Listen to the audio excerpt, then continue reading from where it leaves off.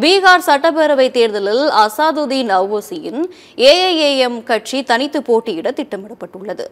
இந்திய கூட்டணியின் போட்டியிட விருப்பம் தெரிவித்து ஐஓசி எழுதிய கடிதத்தில் ராஷ்டிரிய ஜனதா தளம் இதுவரை பதிலளிக்காததால் தனித்து போட்டியிட முடிவெடுக்கப்பட்டுள்ளதாக தகவல்கள் தெரிவிக்கின்றன.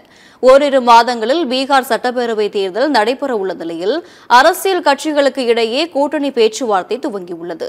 இதனிடையே இந்திய கூட்டணியில் இணைந்து போட்டியிட விருப்பம் தெரிவித்து ராஷ்டிரிய ஜனதா தள கட்சிக்கு பலமுறை கடிதம் எழுதியும் அவர்கள் பதிலளிக்கவில்லை என்று ஐஓசி தெரிவித்துள்ளார். மேலும் பீகார் தேர்தலில் போட்டியிட வெறும் 6 தொகுதிகள் தான் கேட்கதாகவும் அமைச்சர் பதவி வேண்டாம் என்றும் கடிதத்தில் குறிப்பிட்டிருந்ததாகவும் ஓவைசி தெரிவித்துள்ளார்.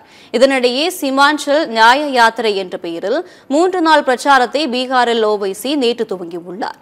இதன் மூலம் சட்டப்பேரவை தேர்தலில் ஏஐஎம்ஐஎம் கட்சி தனித்து போட்டியிட திட்டமிடப்பட்டுள்ளதாக தகவல்கள் வெளியாகியுள்ளன.